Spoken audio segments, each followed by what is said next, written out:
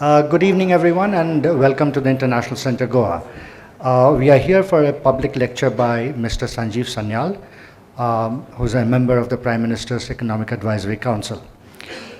He'll be speaking on process reforms as public policy, how to deliver change within the government. The lecture will be followed by a Q&A session. Just a couple of quick things to note. Please limit your question to one. Please keep your questions short. And please limit yourself to asking a question. We do not really want to hear your long remarks about one thing or the other. Having said that, I would like to invite Mr. Sanjeev Sanyal, Mr. Yatin Kakotkar, President of ICG, and Mr. Mangrish Raikar to the stage.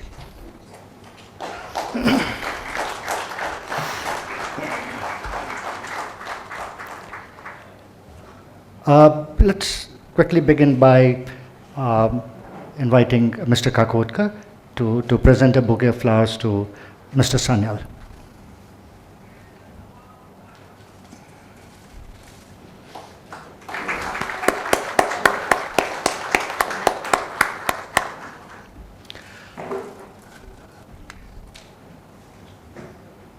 So I'm going to invite Mr. Kakotkar to say a few words before we begin. That will be followed by an introduction of Mr. Sanyal by Mr. Mangrish Raikar, and then we'll begin the lecture. Mr. Sanjeev Sanyal, Mr. Mangrish Raikar, Honorable Minister Mr. Rohan Khote, my dear colleagues and trustees of the International Center Goa, eminent businessmen, eminent citizens of Goa, ladies and gentlemen. On behalf of the International Center Goa, it is my pleasure to welcome you all for the public lecture, Process Reforms as Public Policy, How to Deliver Change Within the Government by Mr. Sanyal. At the outset, I would like to thank Mr. Sanyal for his generosity in accepting our invitation to speak at ICG. It is wonderful, sir, you are with us today. Our Honorable Prime Minister, Shri Narendra Modi ji, has made Viksit Bharat by 2047 a stated goal of our great country. Today, India is rising economically and geopolitically and is poised to become a global player in this century. In the past, we had opportunities to become an economic power, but for various reasons, we could not capitalize. Instead, we saw our Asian neighbors in the Far East and then China embark on extraordinary and sustained economic growth. Of course, a favorable external climate, including growth of international trade, the advent of globalization, and a relatively peaceful geopolitical climate helped our Asian neighbors to grow. Today, India's moment has come, and our country is on course to become the world's third largest economy in GDP terms by 2027.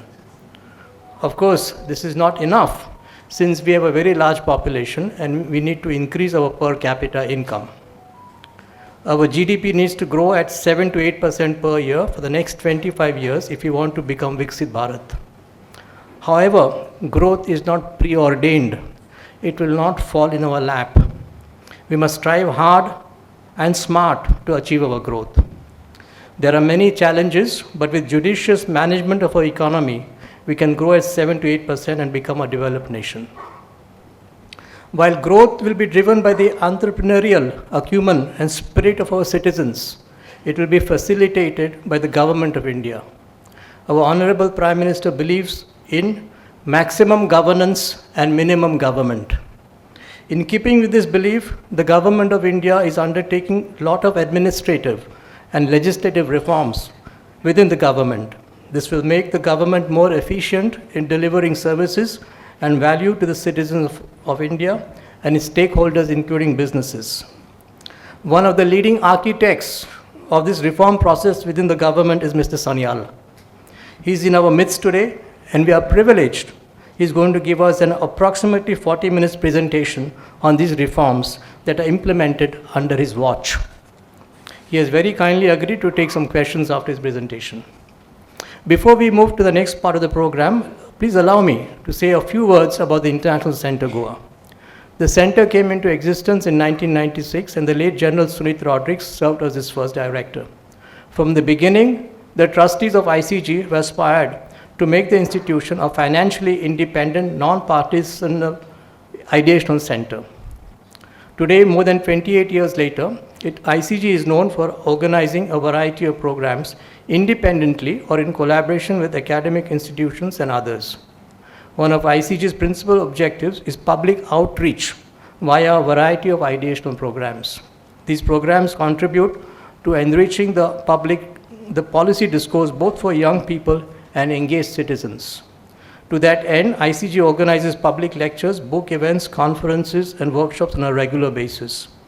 ICG also supports academic and literary activities by organizing annual conferences and residency programs for writers. These have led to the publication of several books and conference proceedings. We have hosted writers, journalists, lawyers, bureaucrats, academics, industry leaders, and people from all walks of life. Our speakers and guests have included Nobel laureates, Booker Award winners, Padma awardees, and others who have made significant contributions in the public sphere. These speakers have engaged with a wide range of issues, including economic and public policy, governance, education, art and culture, foreign affairs, and others of national and international importance. Returning to our subject of this evening, I'm sure you'll find the lecture and presentation by Mr. Sanyal very inspirational. I now invite Sri Mangirish Raikar, trustee of ICG, to introduce Mr. Sanyal. Thank you. Good evening, one and all. It's my privilege to introduce such an illustrious speaker, Mr. Sanjeev Sanyal, who is currently a member of Prime Minister Modi's Economic Advisory Council. He was the principal economic advisor to the finance minister for 5 years till February 2022. He has represented India on many international forums, including co-chair of G20's Framework Working Group. During his time in government, he has been responsible for several key reforms and was part of the core team that managed the Indian economy during the COVID-19 pandemic. He was also one of the key architects of the G20's Global Action Plan that kept the world economy functioning during the pandemic years. Prior to joining the government, he spent over 2 decades in financial market and was global strategist and managing director at Deutsche Bank. An alumni of Sri Ram College of Commerce, Delhi, Mr. Sanyal later attended Oxford University as a Rhodes Scholar. He was awarded the Eisenhower Fellowship in 2007 for his work on urban dynamics. In 2010, he was named as the Young Global Leader of the World Economic Forum in Davos. He has been a visiting professor, fellow of numerous institutions such as Oxford University, Royal Geographical Society, Institute of Policy Studies, Singapore, Jawaharlal Nehru University, Delhi. He also chairs the Board of Advisors of the Delhi School of Public Policy and Governance, that is of Delhi University.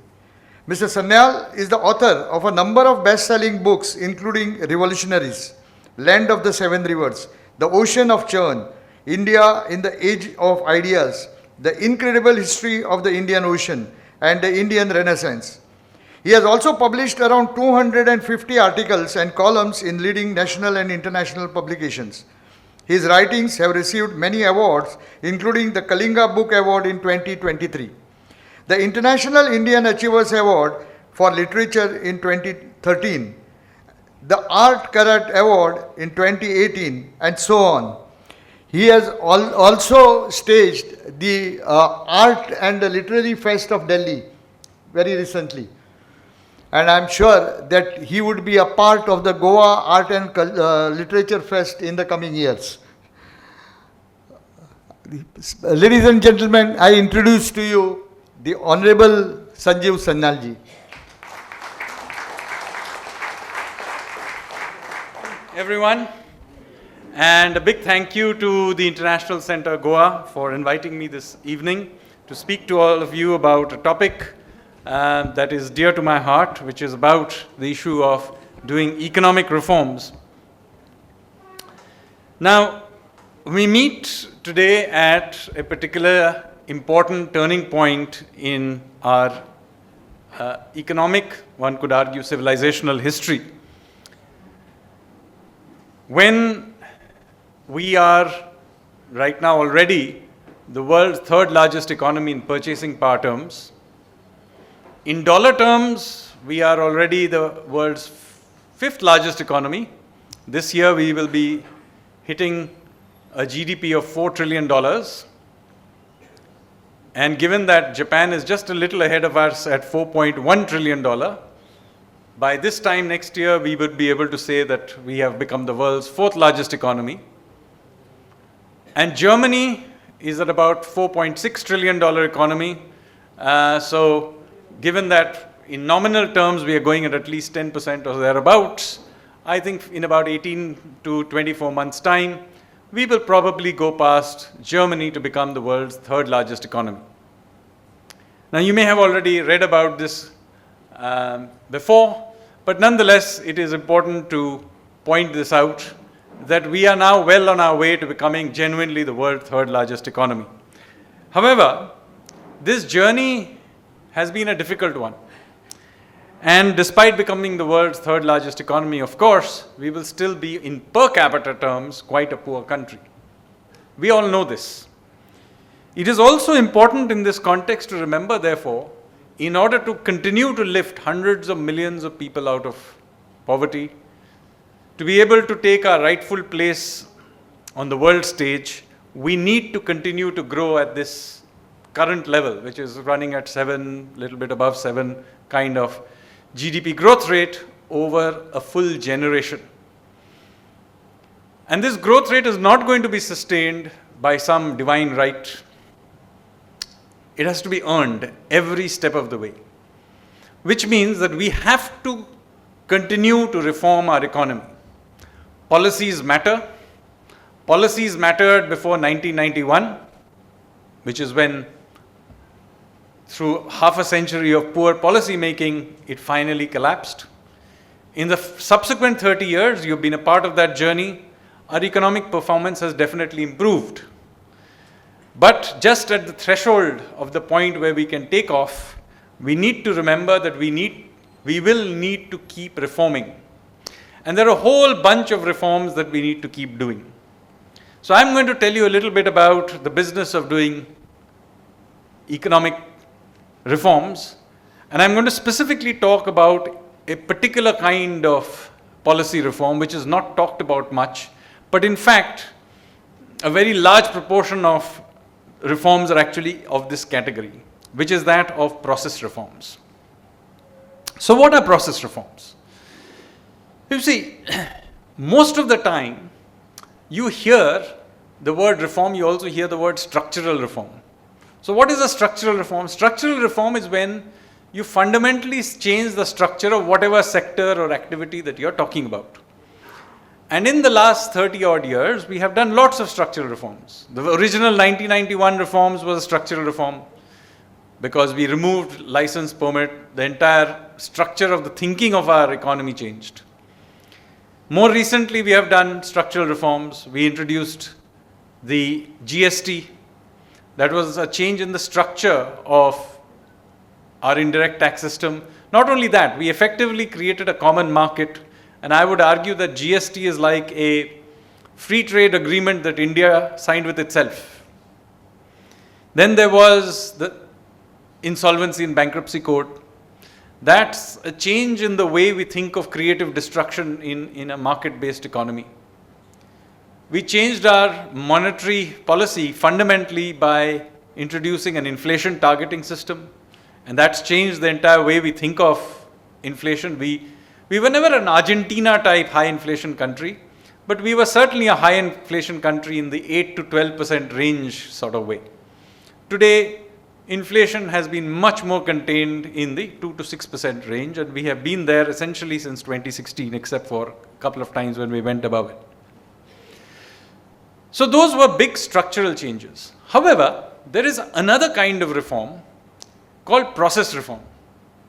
Here, we don't actually change the structure, but given the structure, you make it go a little bit better. This is the real nuts and bolts of reform.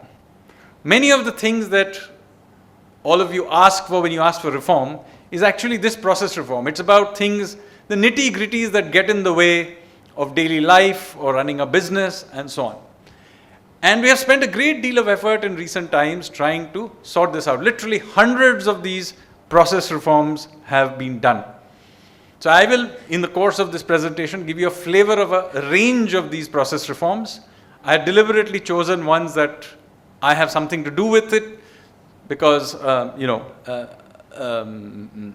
have a better sense of them. But, large parts of the government are also doing similar things. So the question then arises, how do you go about doing process reforms? Now, one of the strange things about process reforms is, because structural reforms are big and cool, you tend to see them on the front covers of your newspapers. Process reforms tend to be small, relatively boring changes, which may turn up somewhere in the 5th page or 6th page, small column. Those in that particular sector may know about it, but most of you will not know about a process reform outside of your sector. But the cumulative effect of this, I would argue, is huge. In fact, in some ways, even bigger than that of structural reforms. In fact, some structural reforms wouldn't work but for the subsequent process reforms. So how do you go about doing process reforms? Now, to understand this, many of you here run businesses or have done an MBA. You will remember from your time while doing an MBA about doing business process reengineering. In fact, this is something that companies do routinely. You take something that is inefficient in your company and you change it. For some strange reason, governments, and I'm not just saying the Indian government, governments around the world tend to be rather reluctant to do this. In fact, after I began to document the Indian reforms, I discovered that there are very little literature worldwide on process reforms in government.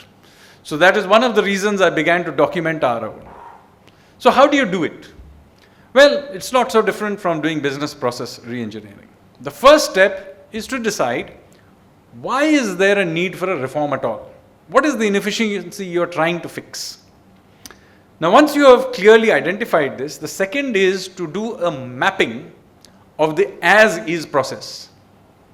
So how the process works today. Then you find in that, by doing a process analysis of exactly what are the blockages in the system. Very often, there may be 10 steps in something, but in fact, one step causes 90% of the problem. So you actually do not need to solve the whole system, but to somehow unblock that one little bit.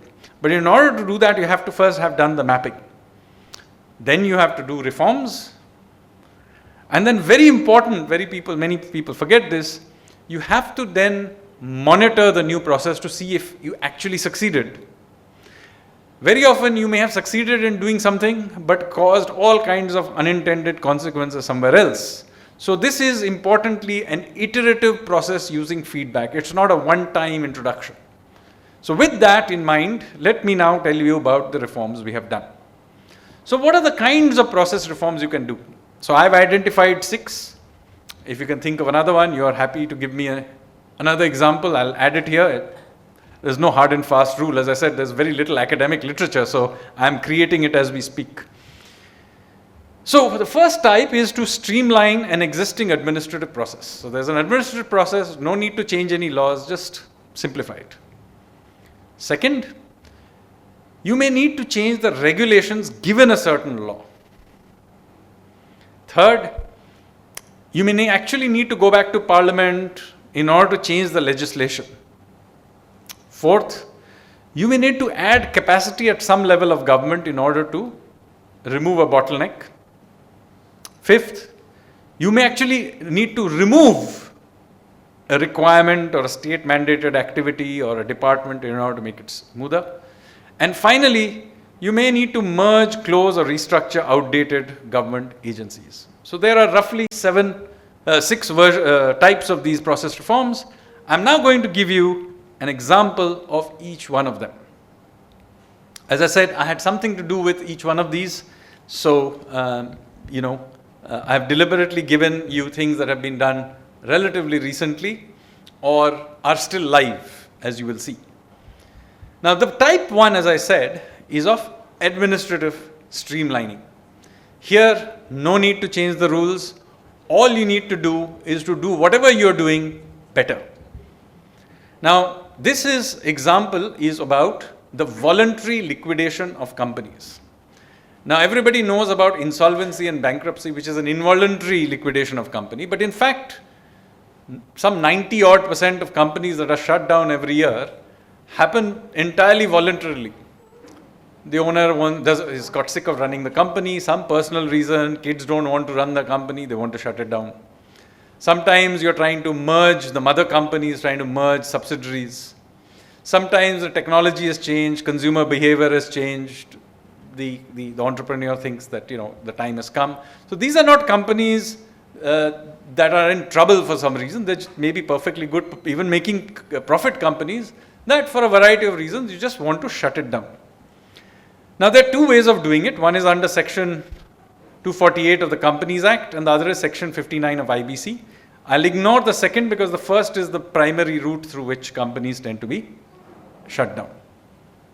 Now till very recently, shutting down a company in India was a very painful thing to do. You may have no outstanding tax issues, no litigation, all your workers and employees have gone away happily, and yet years on end you have to keep that company alive because somehow the registrar system just wouldn't strike it off. And so this was how things were. So the average time taken, to shut down a company as recently as 2021-22 was 499 days. So basically it took 500 days to shut down a company. Everybody agreed should be shut down. And this is average. We in fact discovered that there were 28,536 pending cases, out of which nearly 10% were pending for more than 1,000 days. So almost 3 years they were pending, and 54 were pending for more than a year. So just imagine what pain this is, because people always remember ease of entry, but actually ease of exit is just as important. So in 21, we began to research this. All the process reform steps were taken, and we discovered what were the problems. Here are a few of the problems we discovered. First of all, there was no strict guideline for the registrar of companies to follow. So there were various steps to be taken, and those steps were not really there was no real guidelines, so there was no real reason for whichever department or individual to really get back to you in a time-bound manner. By the way, in the IBC, it was even worse. You had to take a whole bunch of NOCs, which are not there in the Act, interestingly, but you had to take them for some reason in sequence. First of all, those NOCs are not even really needed, but even if you wanted to have them, they can easily be done in parallel. So these kinds of blockages were there. But the biggest blockage was the strangest of all. You see, in order to strike off a company, that company's name has to appear in a newspaper in order that everybody knows that this company will be shut down. If there happen to be some creditor or somebody with a problem with this company, they can raise an issue. And this striking off from the newspaper used to take months on end, 6 months, 7 months, any amount of time. So this was a major bottleneck. And then there was a lack of standardization of documents. So different ROCs were asking for different documents and so on.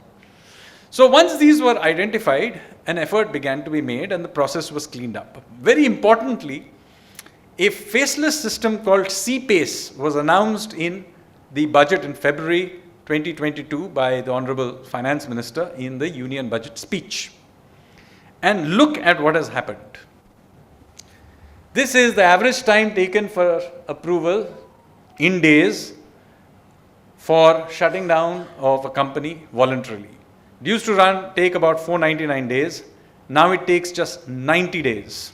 This is an 82% reduction in time. Okay? And this new C-Space was only got going on the 1st of May of 2023. So I have taken a year from that till the end of April 2024. So it's not quite the financial year, but it is the first year of the functioning of this system. And frankly, this is the fastest you can shut down in any part of the world. My own view is it can't be faster than this, because you do need time for some of the processes to happen and for people to get back and all that kind of thing. So just one example of something that went from being one of the most hopelessly inefficient in the world to becoming perhaps the most efficient in the world. Second type of change. This is a reform where the law is okay, but the department's regulations under the law have some problems that happen. Now, this particular instance relates to something called OSPs, that's other service providers, but most of other people that's what it's called in the law, but that's what most of you will know as the IT-BPO sector. Now, what was the problem? The problem was that there was no clear definition of an other service provider.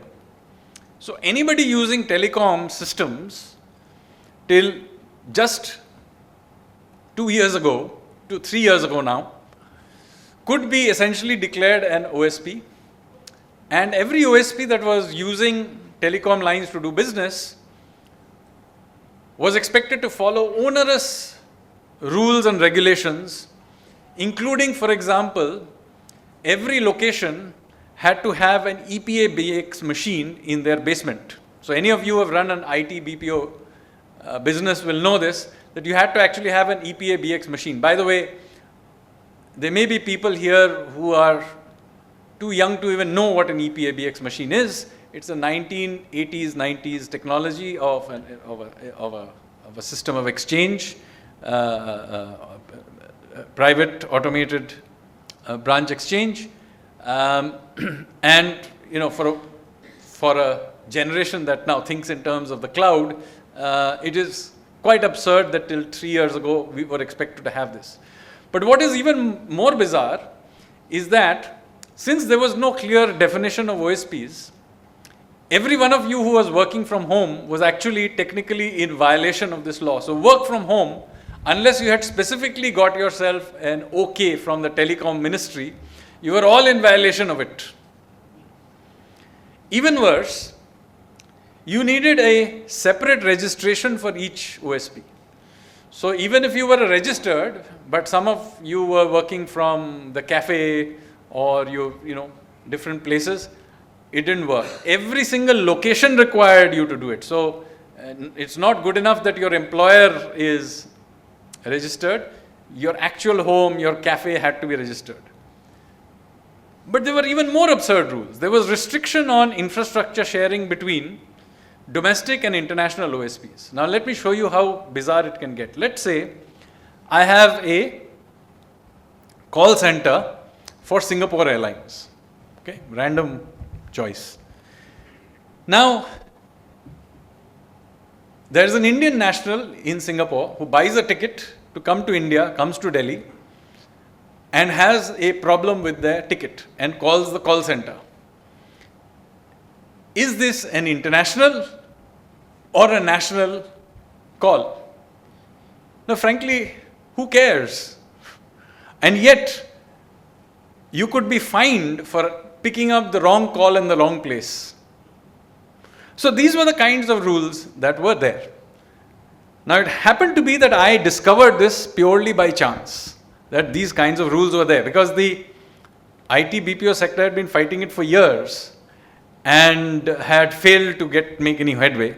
But it turned out that when the first lockdown happened, the telecom department issued a notification saying that it was holding all these OSP rules in abeyance till December 2020 in order to allow work from home. Now, I have been long enough in the government by this point to realize that when a department issues a notification like this, what it really is saying that these rules may be absurd, but they still apply after this. So, now that since it bugged me, I began to try and change them. And after quite a lot of argument and pushback and all of that, we managed to get these rules changed first in November 2020 and then further in June 2021. So now, for example, there is a clear definition of an OSP. It only applies to voice-based BPO services. And since almost everything is now no longer voice-based but data-based, even voice conversations are data-based, it basically is a meaningless requirement. Second, interconnectivity and infrastructure sharing between OSPs is now allowed. You can work from home remotely, anything. This EPA-BX requirement is no longer required. There's no distinction between domestic and international. All of the points that I just mentioned, all those have now been removed. And let me show you what an impact this has had. So this was a study done by NASSCOM in December 2021. In that, it asked the IT-BPO sector whether the OSP reform had helped in reducing the compliance burden. And 92% of them replied that it had helped reduce compliance burden. So this was not a small reform. 92% of a very major industry said that it had helped them. Not just that, something like 28% of them said that it reduced their compliance burden by 50%. And the rest also said by very significant number. Now I'm going to go on to a third kind of change. These are where you actually need to make a legislative change. So I am now going to take up the cause of something called the Legal Metrology Act of 2009. Now, how many here in this room even know what a legal metrology is? One person, two people, okay, there are a few, about 5-6 people. But for the rest of you, let me tell you what it really is. It's basically laws related to weights, measures, labels, those kinds of things. Now, the laws are, in every country in the world obviously has rules on labeling, weights, measures, those kinds of things. So do we, and we have had it for a while. So these laws were updated under the Legal Metrology Act of 2009. And in case any of you have a serious problem with insomnia, let me recommend this. By about the third or fourth page, you should be fast asleep. Now, unfortunately, because nobody reads it, people don't realize that this is the second most used law for rent seeking by government officials. The first is, of course, traffic rules. Now, how does this happen? This happens because, you see, the law is written in a peculiar way in which you can be given a small penalty, a small fine in your first instance, but in your second offense, you could quite easily be sent off to jail for something like 7 years. Okay? So you can imagine what happens. So let me show you the data.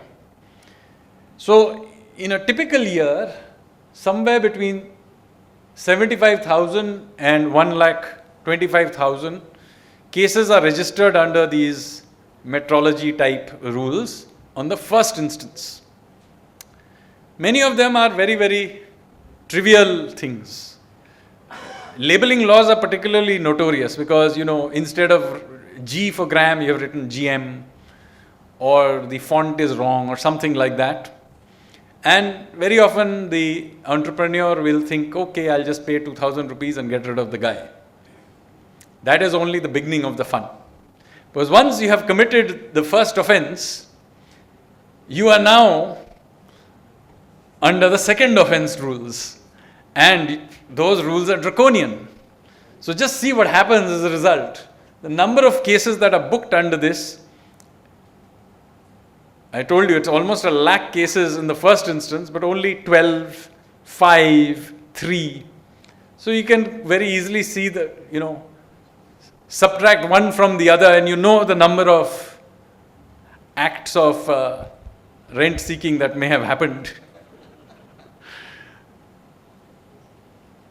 So what does one do about this? In order to do this, you have to actually go and relook the legal Metrology Act itself. And so in the Jan Vishwas bill, we managed to temper some of these laws. Now, I want to make it clear that you do need these laws. We cannot decriminalize them completely because after all, people do misuse law, weights, measures, labels, etc. But now, this sort of system exists in every country. And in every country, there is a system of layering it. That there is a proportionality in terms of how repeated this is, how big the crime is, and so on. And so, as a result of that, some of these were removed under the Jan Vishwas Bill of 2022, which is now an act. But there is still section 30, 33, and 36, which are quite draconian, but they account for 80% of the cases that are still criminalized. And let me say that I am still in the process of doing something about them, and hopefully I will succeed in them. So this still is in process. Now, I'm going to move on to type 4.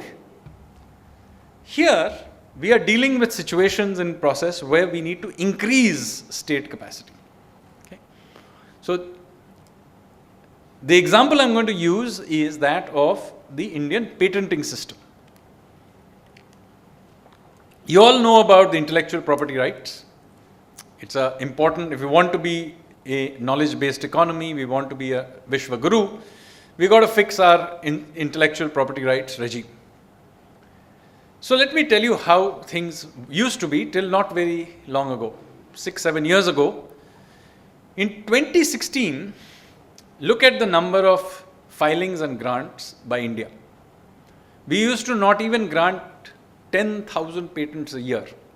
In the same year, China granted 4 lakh patents and the US granted 3 lakh patents. Now, one can argue about the quality of China's patents because it also includes something called utility patents, which are low quality patents, but nevertheless, I'm just giving you a sense of the scale of things. So, if this is the scale of difference, it's clear that we are not going to be able to play this game. So, what was the problem? The problem was, there were many problems, but among the many problems that there were, was that the process, the number of rules and the steps we had to take were absolutely onerous. And after you've gone through all of them, the process allowed somebody to oppose your patent at the very last step. And you have to go back to square one. It's like snakes and ladders, which incidentally is also an Indian game, possibly inspired by a patenting system. And so, we had this bizarre situation where there were Indians all over the world patenting things. Many of those patents in America are Indian patenting. I'm not talking about NRIs. They are actually Indians based in India. They were going there to patent. So we began to fix it. And let me show you what happened. So the first thing we did was to smoothen out the processes and steps and the rules and regulations. But a very important part of it was to actually begin to increase the number of people in this space.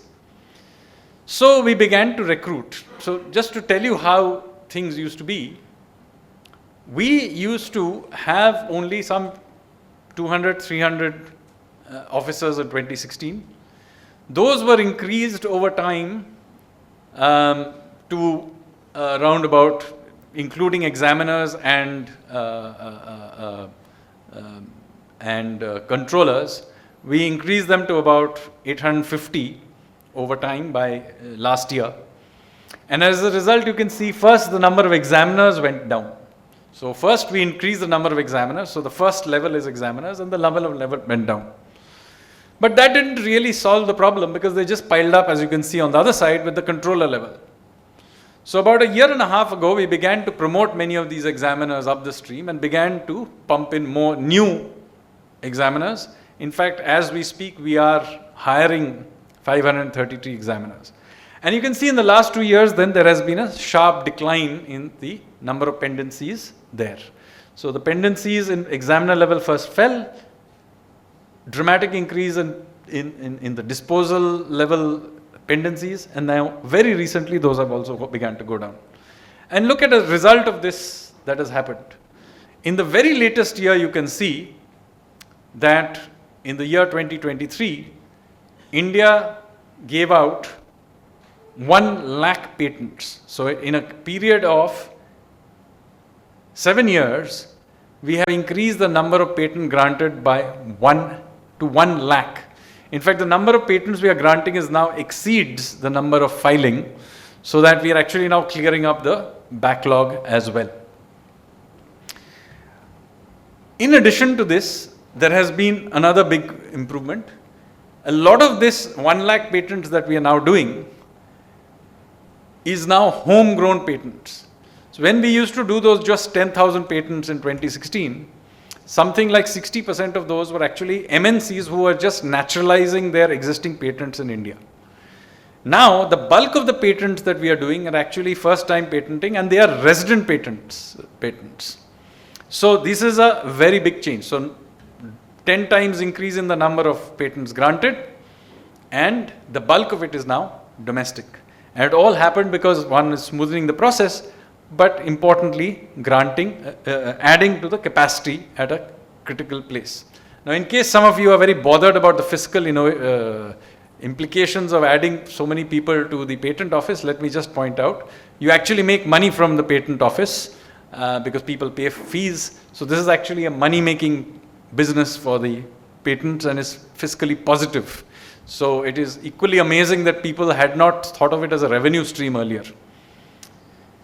Now I'm moving on to type 5, where that was about adding some capacity. Here this is about removing a state mandated requirement.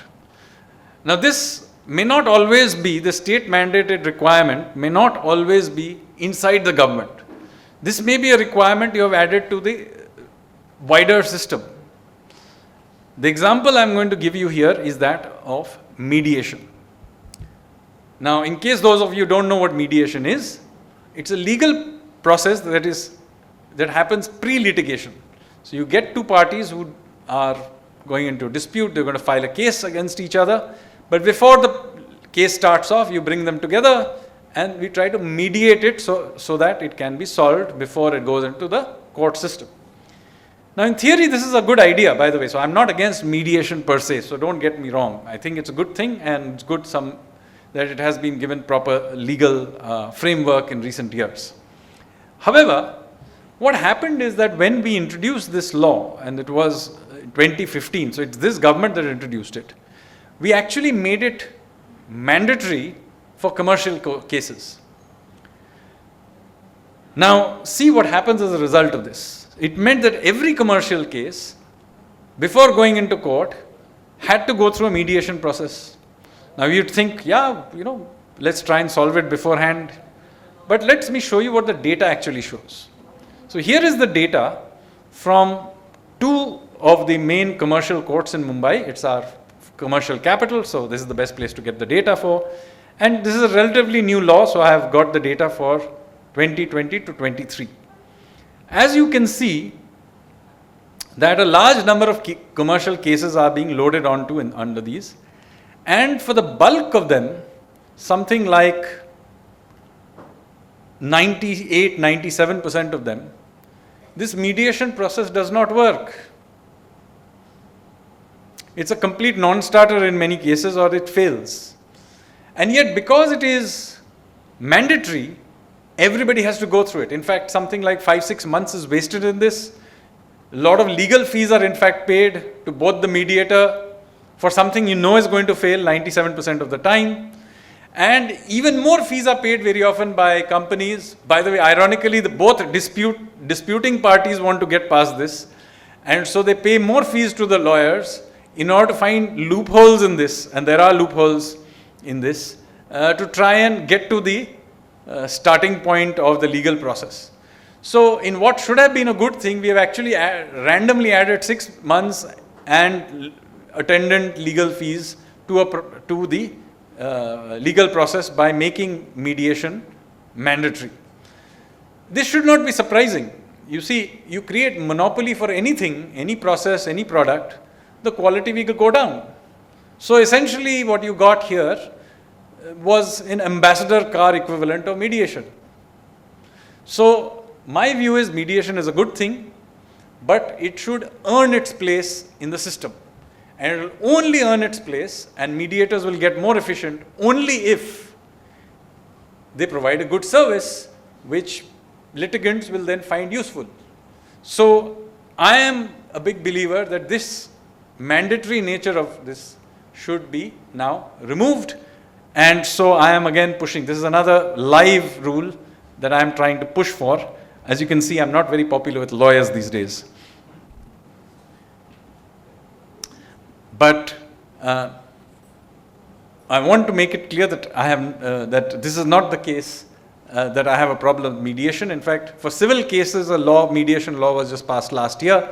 There also an attempt was made to make it mandatory for all cases, but the parliamentary committee very correctly struck it down, and that it is now voluntary. Otherwise, next time you had a dispute with your neighbor over the garden wall, you would have had to go through 6 months of mediation as well. Now I come to the last type of process reform. This relates to merging, closing, restructuring outdated government agencies. Now, as you may all guess, that every government has large numbers of bodies. Okay? Indian government has some 75 odd ministries and departments. Within that, there are departments. Then within that, there are autonomous bodies. There are all kinds of think tanks. There are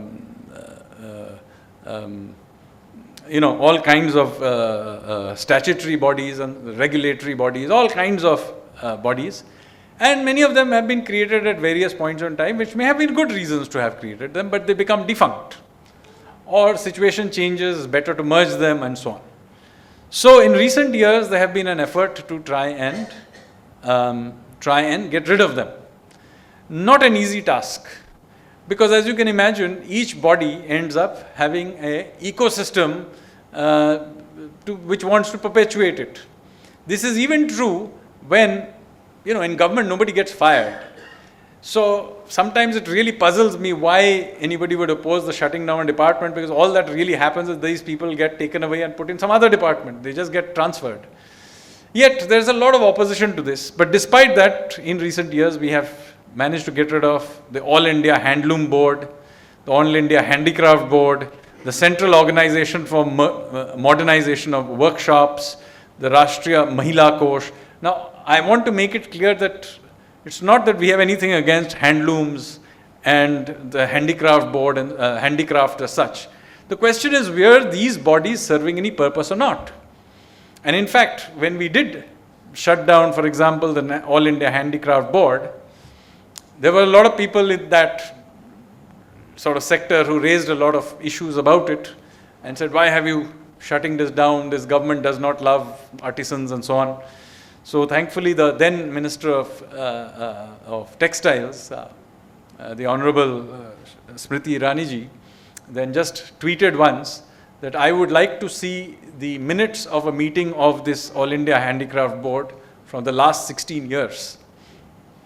And after that, there was all the grumbling simply disappeared. But let me actually show you how this actually happens. How do these bodies actually emerge, and how sometimes it's difficult to even discover what they do, and how it's difficult to shut it down. And I'll give you one example of a body called the Tariff Commission. Now, in order to understand the Tariff Commission, you need to remember that prior to 1991, many commodities used to have their prices fixed by the government. And it used to be fixed by a body called the Bureau of Costs and Pricing, right? Now, BICP, Bureau of Industrial Cost and Pricing. It was a very powerful body. Those of you who may be functioned in business in those days will remember. It used to set the price for different grades of steel, for different grades of aluminium, for cement, and all kinds of other things. And you can imagine a rupee here or there, and these are arbitrary prices. So a rupee here or there could make or break a company or an entire industry. So it was a very, very powerful body. and there were always questions about its functioning. Now 1991 happened, and overnight this body called BICP lost all its power. So it went from being one of the most powerful bodies in the country to having nobody caring about its existence. Now you would think that it would be wound up. Oh no, this doesn't happen in government. So it quietly lived in obscurity for a few years and then renamed itself as the Tariff Commission. Now you would think that, tariffs have to be set, and so maybe the Tariff Commission had something to do with setting import tariffs. As it turns out, no. Because tariffs, you see, are set up between the Commerce Ministry and the Finance Ministry, the Department of CBITC. So there is no real role for this Tariff Commission, which happens to be in DPIIT, which is not even a part of the conversation. So, but nobody questioned the existence of this Tariff Commission, and it continued to exist till as recently as 2022. And during this entire period, it had a sanctioned strength of 120 people. In reality, it had about 20 people. It had about 80 people, and there are 2 floors in that ugly grey building behind Khan Market. So 80 people were there. People joined it and retired without actually having done any useful work. So I again discovered this somewhere in one of my investigations into rationalization of a particular ministry, and then got into, wrote a note saying that this should be shut down. So the lady who used to run this institution got very annoyed with me. And there were many, and this was during COVID, so there was a series of online meetings held with, the system on when to shut it down. She even went to the extent of complaining about me to the cabinet secretary. But anyway, in the end, it did get shut down. So there is no longer, as of 2022, a tariff commission. And nobody lost their jobs. That, as I told you right at the beginning, they just got redistributed to other ministries. So one of the great mysteries is, why do people resist shutting down something where they all knew they were doing nothing of great value? They're probably in different departments now actually doing something of value. And yet human psychology is such that these things will be carried along for no particular reason unless you actually shut it down. And this is true for many other things. We used to have something called the Children Film Society, for example. Those chaps who made that annoying thing you used to see in Doordarshan. Tare, Hum Chidiya, Ek Chidiya, what was it? That annoying thing. Ek Gilari, yes, that song. But since then, they have actually produced nothing of great value. But yet they were there, in existence till very, very recently. And so now it is also getting merged, it has been merged already with a wider body in the INB ministry. So in this way, step by step, a huge amount of cleaning up of the government is also happening. In this way, I tried to give you, ladies and gentlemen, a flavor of the, quite painful, I would argue in some ways, of doing process reforms. They are nuts and bolts reform. They are not the cool reforms you very often hear about. So step by step, looking at the data, discovering where in the pipeline the blockage is, changing it, step by step, the government is being made more efficient and responsive than before, in the hope that the taxpayers' money that you pay is much better utilized by the government. And step by step, as a result of these efficiency gains, our economy has now begun to grow again. Indeed, as you all know, in the last financial year, we grew up more than 8%. This was somewhat of a surprise, I must admit, even to ourselves. But it is quite an achievement because it is happening at a time when the rest of the world is actually, frankly, not helping us at all. China's high growth years happened under circumstances where the rest of the world's economy was growing and they were exporting. We do not have the benefit of this right now. Maybe at some point we will have happen. But despite that, it is because of these series of these reforms and of course the structural reforms we are also doing. It's not like we are not doing those as well. The combination of this leads to efficiency, economic efficiency gains, which is allowing this economy to grow. But we have to keep doing them. And of course, yes, at some point we too will get lucky. The world will grow again. And once we get the extra kick from services and goods exports growing at those Chinese kinds of levels, I'm sure that time will come too, then we too will be able to grow at maybe 8, 9%, 9, 10% maybe for periods of time. But for now, we are at it, hard at work, and I hope I've been able to convince you that in this way, we are being able to use all kinds of ways in which we are using process reforms to give you an Indian economy that is truly worthy of being a world leader. Thank you very much, ladies and gentlemen.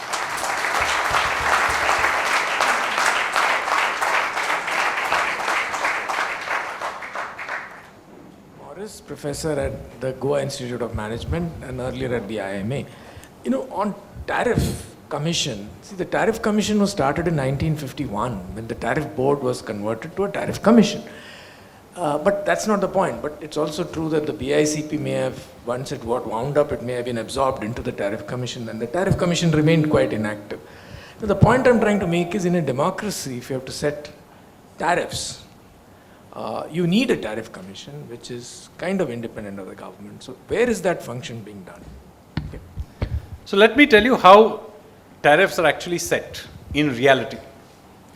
It's not like nobody's working on tariffs. But tariffs are now set in the following way. First of all, a lot of the tariffs are anyway set by FTAs and other things, which are predetermined depending on what your FTAs, WTO requirements and other things are. But to the extent that they fluctuate around, this is now done in the following way. It is done in collaboration between the Commerce Ministry and the Finance Ministry, particularly the Department for Indirect Taxes. And this is how it is set today in the system. The Tariff Commission that existed was essentially a avatar of the BICP. And it really did not play any role. And I can tell you this because I was in the Finance Ministry when it was there. We went through the whole process.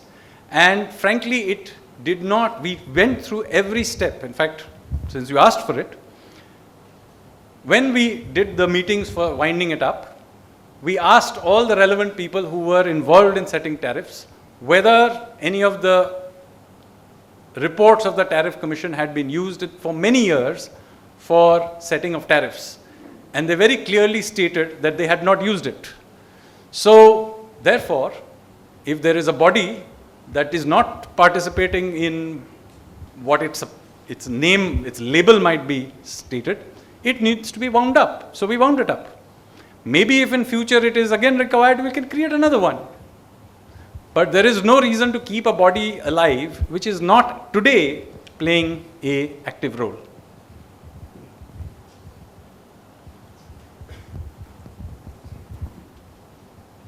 I am Damodar Kochkar, past president of JSI. My only one question is, how, since you are in a government, how you were able to do these changes? Means what, and under what power, or who motivated you, or do you have such a system in a state also, whether it is possible? So I'm not trying to do this in states, but let me say that we are the Prime Minister's Economic Advisory Council. Some of these ideas come to us from elsewhere, passed on to us, or we ourselves do a lot of research. Much of this data was put together by us. There are people who, for all the criticism I do of the bureaucracy, there are people in there who want change also. And very often they are the ones who provided us with this thing, some idea that, there may be something where we can push. Take, for example, the patent thing that I changed. Just was a conversation with a joint secretary who happened to be at that time taking care of the Indian Patents Office. A casual conversation, and he said, look, here are a bunch of things we should perhaps be doing. So I then worked with him, we got that data together, we mapped the process, and then we began to make changes. One of the big things we needed to do was to hire new people, and some of the examiners who were experienced to be given promotions up the system. Now, by simply mapping it out and being clear that this is where the blockage is, we were able to dramatically change the views of many others who may not have come along. But I have by and large found that while there are people who will not listen to reason, once you have laid it out fairly starkly, people by and large go with what you are saying, and then you have to go through the process of convincing people. But with the support of various ministers, secretaries, and of course the blessings of the Honorable Prime Minister, we have been able to do this. There's no doubt that without Prime Minister's blessings, this whole culture wouldn't be there. So do remember that I have just given you a few examples of things that, as examples, there are literally hundreds of these that have been done. I mean, my colleague Vivek Debroy has been instrumental in getting rid of hundreds of outdated laws. Hundreds. And they're literally everywhere. But somebody has to sit there and do it. But you need your back to be covered by a political leadership that is willing to back you, because in each one of these, there will be somebody, some vested interest, somebody will be hurt by that, getting rid of that system. Very often in India, any wrinkle in the system creates a whole ecosystem of brokers of various kinds. And so, they will oppose it. There are, of course, also good reasons why originally it may have been introduced.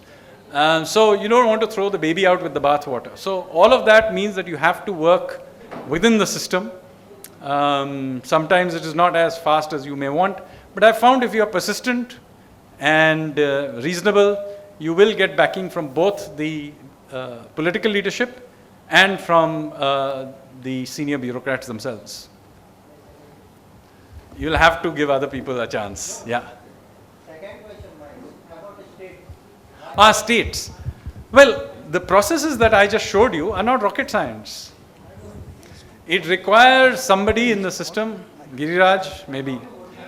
He'll be motivated. So, somebody has to. Many of these, if you go into the sector, you will see that there are obvious inefficiencies. So I don't know how it is here, but I mean, I don't work on state laws, but there are certain kinds of laws that are common. For example, a common inefficient law in states is laws relating to setting up of restaurants, right? I don't know, maybe Goa is better than that, but in Delhi, you need some 26 different applications and pieces of paper have to be signed in order to set up a restaurant. 26. You need only 19 to own a gun. Now, you can imagine what happens. And always, each one of these has onerous requirements of all kinds. Until recently, used to also have, in addition, strange laws like some 1880, some 86 law, Sarai Act, that mean that anybody can turn up at your door and demand to be given water or something, and trivialities would be used. You did not give me the right kind of water or something like that, and try and trip you up. So these kinds of rules have to be simplified. So again, as I said, there's a whole gamut of things where states work and they need to do. One big area, by the way, let me say, this is an area, although it's a state area, I have taken an interest because it is influenced by a national model code, which is the National Building Codes. So building codes are, you wonder sometimes why, we, before independence or even pre-colonial cities, have these beautiful buildings. And then after independence, we build these uniformly ugly buildings, right? These CPWD boxes. So where do these CPWD box architecture come from? The reason that architecture exists is because effectively, somewhere in the 60s, we began to encode and then finally properly enshrined in 1970 a national building code which effectively enshrined this ugly architecture into our building codes. So that came in the National Building Code, and all the states very dutifully applied it blindly without taking into account the local conditions. So therefore, what you happen if you go and look at old parts of anywhere, the kind of architecture you get in old Panjim or old Jaipur or anywhere, you go to the older parts of the city, you get beautiful architecture. Some of them are, pre-colonial, but even during colonial period, we were able to build these beautiful buildings. And then suddenly in the 1950s, we stopped and built these monstrosities because our building codes began to, the tail began to wag the dog. Now recently a little more easing has happened. Builders have also found creative ways of getting around it and so on. But I'm just telling you a classic example of where a state, somebody in the state level can take up building codes, for example, and in fact encode into your local building codes local requirements. For example, some semblance of local architecture.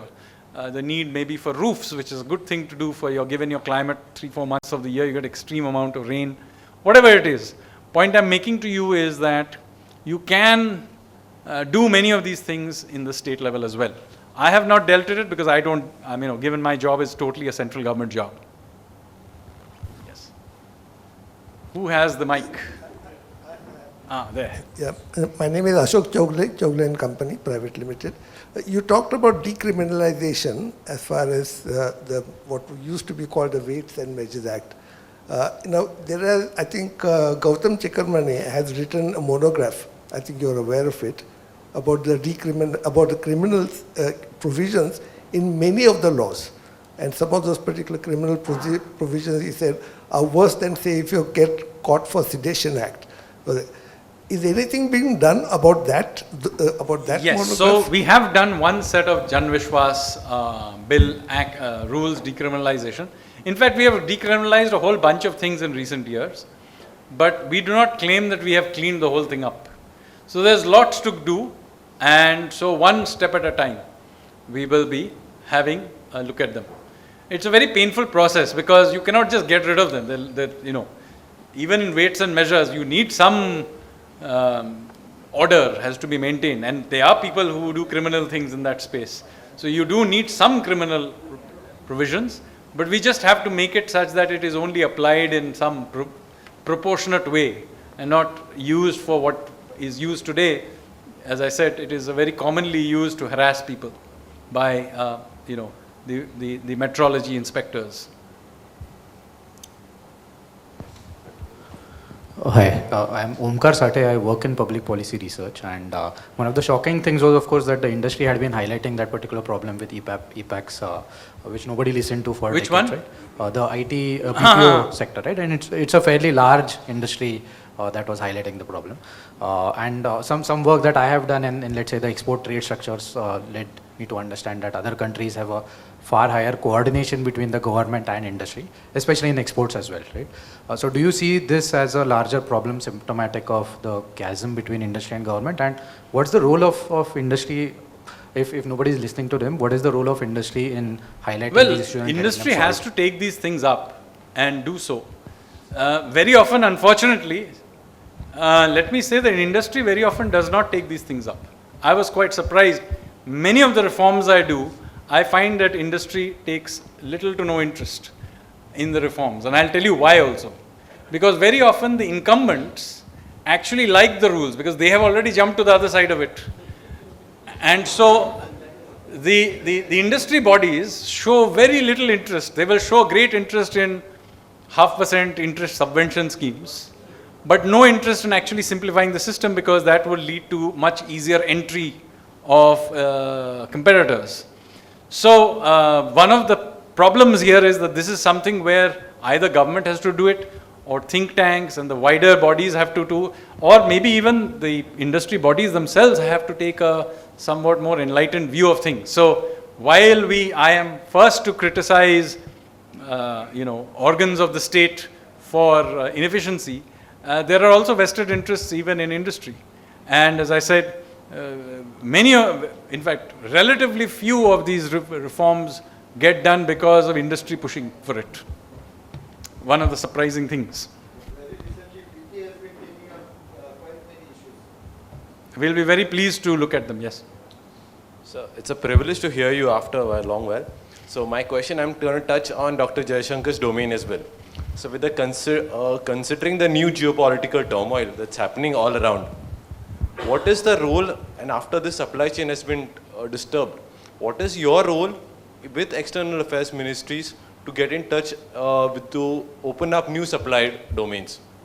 So obviously this requires a fair amount of coordination. We do want to be an important player in the China Plus One strategy. This government at least is not of the view. There are economists who take the view that we should be a purely service-driven economy and so on.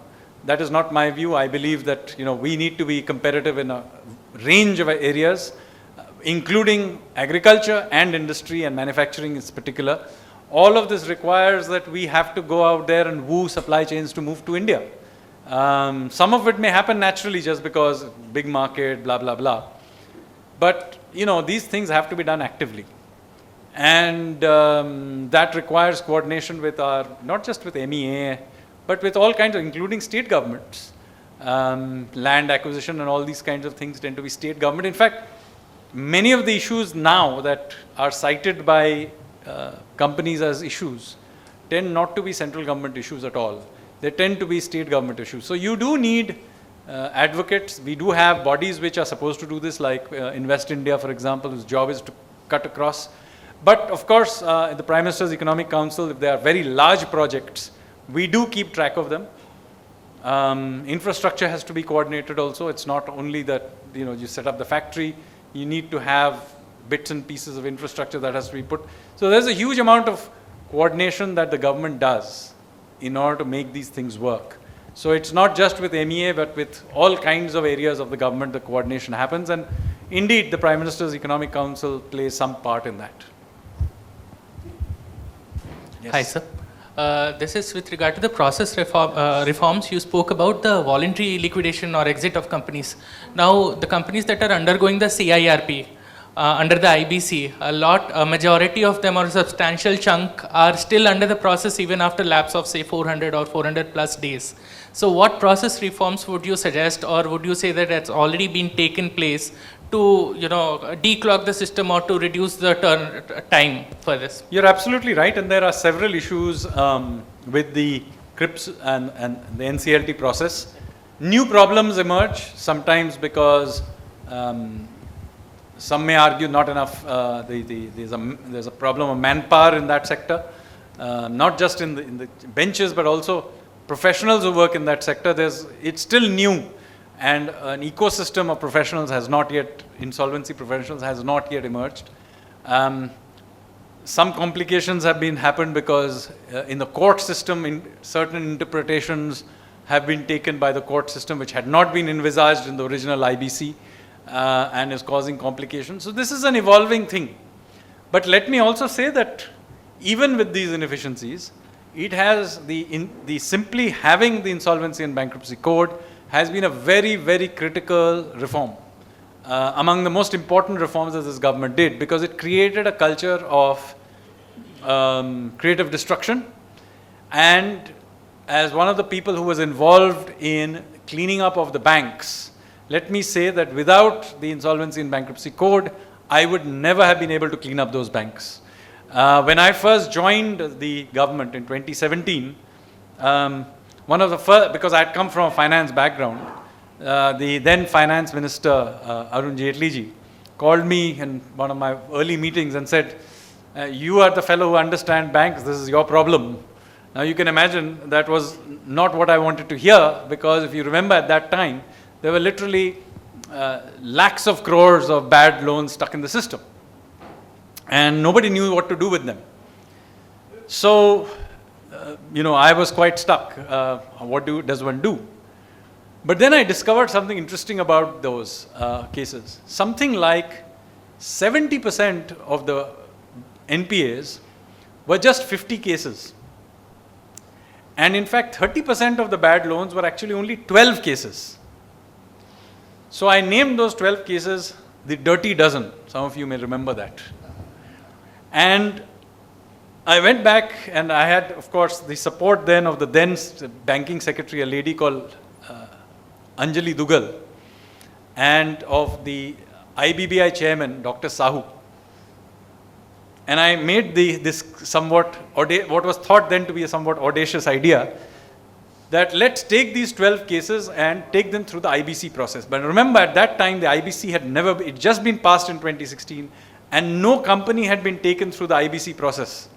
So inevitably people said, no, no, no, this is untried, let's create a bad bank. I had a colleague then, the then chief economic advisor, who was very keen on having a bad bank. I said, this is going to be a bad idea. That's going to turn into a new BIFR. And you will put all these companies in there and then they'll fester there for the next century. You have to take them through liquidation. So I said that, look, these are 12 cases. Even a brand new NCLT should surely be able to solve 12 cases. Secondly, there is no correlation between a complicatedness of a case and the size of the case. So although these cases are very big, at least to my banker's eyes, they were rather simple cases. So I said, let's take the largest cases through the system in the beginning. So these 12 cases were put in, and of course we bankrupted some very large companies, as you will remember, SR Steel and so on. And not only did we get a significant amount of money back from the liquidation, it immediately changed creditor rights and the culture of creditor rights in the country, and many of the other 38 companies, many of them we didn't have to bother with because automatically the entrepreneurs came and gave the money back. Some did get liquidated, but then suddenly the whole culture changed. And let me say that this process happened in the nick of time, because the money began to pour in 2018, 2019. The banks suddenly began to recover, and we were deleveraging and all of this. So, but if we had taken the banking sector that we had in 2017 and gone through the COVID shock, then our financial system would have been in tremendous stress. So the IBC process saved us just in the nick of time, and as we went through the COVID shock, the banks ironically were flush with funds, and in fact the banking system's balance sheets improved through the COVID crisis. Nobody would believe this. But now if you go back and look at that time, and of course they are now in rude health, they are among the best banking system in the world. But it would not have happened but for this IBC. But yes, you are absolutely right. We have to make sure that, the goose that laid the golden egg has to be kept well fed. I think we'll just stop because I'm now beginning to tire a bit. I was about to say you have been talking non-stop for about 90 minutes, please. Thank you.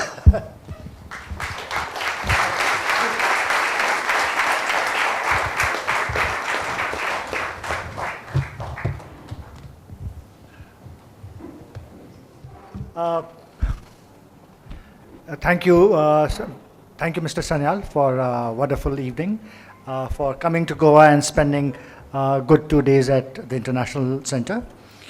I would like to thank other people who are closely associated with what ICG does, beginning with Mr. Kakaotkar, President of the International Center, and the Board of Trustees, many of whom have turned up today. I would especially like to thank Mr. Magarish Raikar, because of whom this evening was made possible. Thanks to Honorable Minister Rohan Khonte for joining us this evening.